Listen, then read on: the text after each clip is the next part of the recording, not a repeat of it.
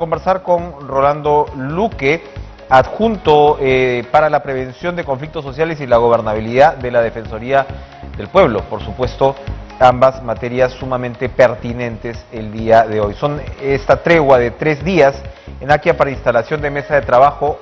Rolando, un gusto conversar con usted.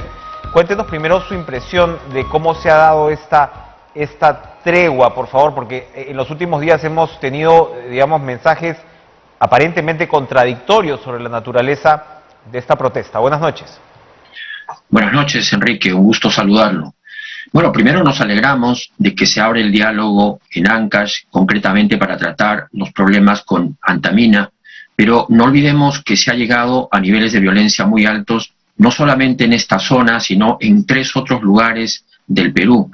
Y eso sí debe llamar nuestra atención, porque en simultáneo no veíamos hacía algún tiempo, ¿no?, que se produjeran estas protestas con daños a la propiedad privada, pública y generando escenarios de riesgo para las personas. Pero finalmente ha primado la sensatez, la cordura y se está abriendo este espacio de diálogo. Hay que aprovecharlo, ¿no? Yo creo que si se genera esto que han llamado una tregua, si deben ser treguas útiles, no simplemente un alargue del problema, sino que en ese tiempo se tiene que aprovechar para analizar en profundidad cada una de las demandas que está planteando la población y empezar a elaborar las respuestas que correspondan con participación de la empresa, participación de los especialistas del gobierno. Y ahí estará, por supuesto, la Defensoría del Pueblo también para colaborar. Claro, no, efectivamente, porque como yo señalaba en las últimas horas, ha habido expresiones de protesta en realidad sobre la cobertura que se ha dado en los medios, pero lo que hemos visto son imágenes efectivamente de violencia bastante condenables. Iremos entendiendo exactamente cuáles son los intereses y la posición de cada una de estas comunidades, pero mientras tanto escuchábamos que la ministra, por ejemplo, mencionaba el tema de los terrenos comunales. Ayer hemos también hablado con autoridades o representantes gremiales que explican el tema como esta comunidad del caso de Akia está a 60 kilómetros de la obra, pasa así un mineroducto, ¿no?, que es en realidad es la madre del cordero de otro conflicto como es el de Las Bambas, donde el mineroducto no se dio. Aquí el mineroducto sí existe. Se suponía que Antamina tenía una política bastante incluso comentada de relacionamiento con las comunidades, etcétera, pero esto evidentemente ha trastabillado. ¿Cuál es el fondo en su concepto de la protesta en Akia?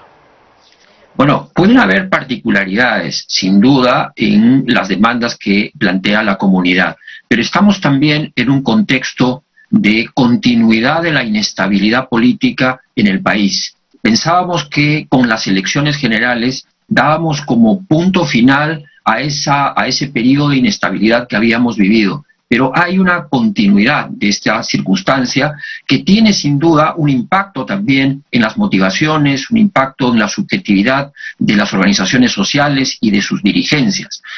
Allí donde se percibe que no hay un rumbo bien trazado, donde los funcionarios públicos no inspiran suficiente confianza, hay desde luego una tendencia a resolver las cosas en el terreno por la vía directa de los hechos. Pero en el caso particular es verdad que la comunidad tiene algunas demandas planteadas. Todo esto tendrá que esclarecerse en el espacio de diálogo.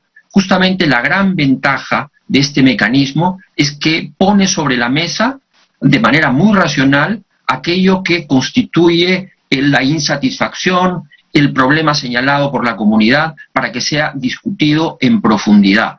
¿Es verdad o no que la comunidad puede reclamar una renegociación del contrato de las tierras?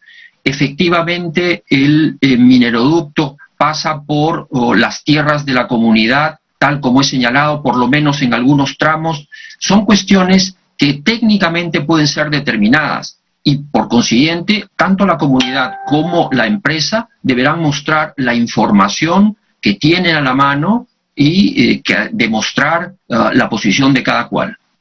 Ahora, acá también el tema es cómo se va a abordar desde el Ejecutivo. En los últimos días se ha llamado la atención que el Viceministerio de Gobernanza todavía no ha sido designado, ¿no?, como tal, No sé si allí ya de alguna manera había una metodología, una vía, un abordaje para poder manejar estos conflictos que van en aumento. Hemos visto el incendio de un campamento minero también, o sea, es decir, la violencia está latente, está ahí, y bien por la ministra de Cultura, la intervención que hemos podido mostrar aquí es acertada, pero es bastante complicado que los ministros sean los que van a pagar literalmente los incendios, ¿no?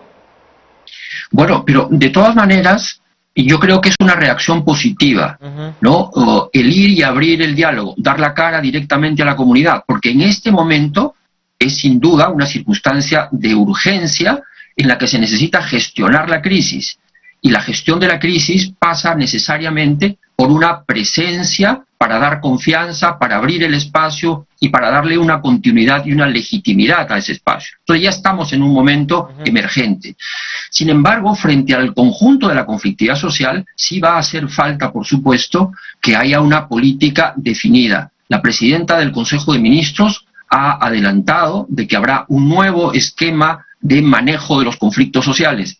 Estamos, desde luego, a la espera de una explicación con mayor detalle para poder también, desde otras instituciones, hacer una contribución a esa nueva visión de la gestión de la conflictividad social que ella tiene. Pero, por otro lado, también es muy importante que las políticas públicas en general empiecen a dar un resultado más concreto en la vida diaria de las personas. Estamos hablando de salud, de educación, de infraestructura, de proyectos de desarrollo, es decir, alrededor de pueblos que viven por debajo de la línea de la pobreza, en su mayoría, no hay empresas que pagan tributos y esos tributos no se están transformando en beneficio para la población.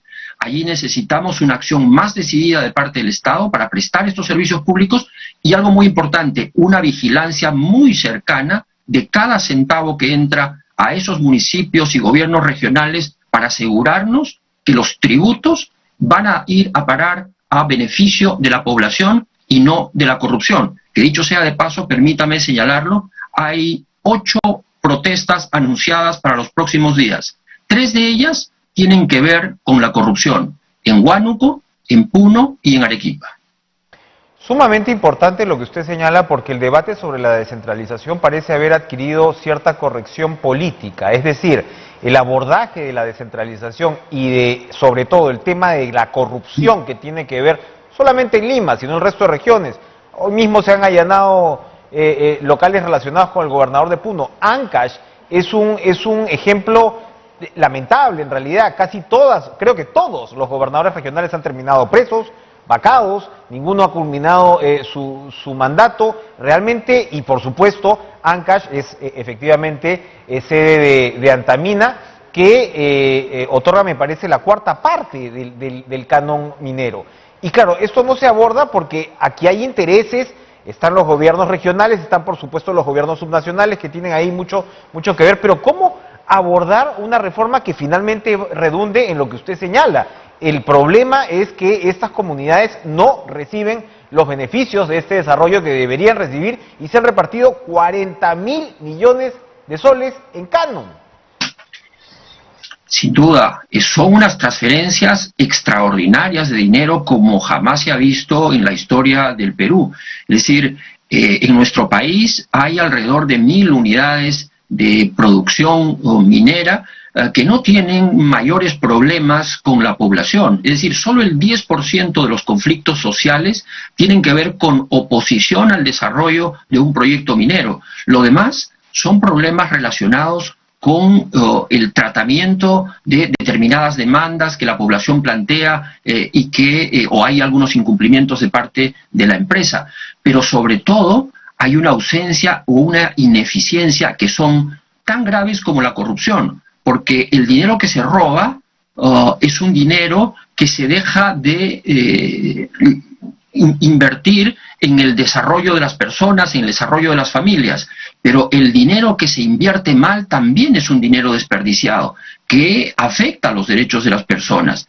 Por consiguiente, aquí, por lo menos, de acuerdo a los niveles de conflictividad social, hay 2 territorios que merecen una atención preferente: el corredor minero y la Amazonía. Nos parece muy importante que en ambos lugares haya una concentración especial de la atención por parte de las entidades públicas para superar, en el caso de la Amazonía, esas viejas brechas sociales que todavía se mantienen y que son un agravio, sobre todo para los pueblos indígenas. Muy bien que haya estado presente la ministra de Cultura hoy día en esta reunión en Akia, porque hay que recordar que en el 48% de los conflictos sociales hay presencia de pueblos indígenas. Yo creo que ese es el sector de la población más abandonado, respecto del cual hay una agenda histórica que el Estado sucesivamente ha ido incumpliendo. Un agravio definitivamente, y eso tiene que ver, como usted señala, con corrupción, con gestión, y mientras no se aborden estas materias, vamos a seguir caminando en círculos con estas gigantescas deudas sociales y, por supuesto, poniendo en riesgo, ¿no?, proyectos de inversión que finalmente deberían redundar en la mejoría para la gran cantidad de peruanos. Gracias, Rolando Luque, adjunto para la prevención de conflictos sociales y la gobernabilidad de la Defensoría del Pueblo. Gracias por estar con nosotros. Vamos a ir conversando sobre estas materias y otras, por supuesto.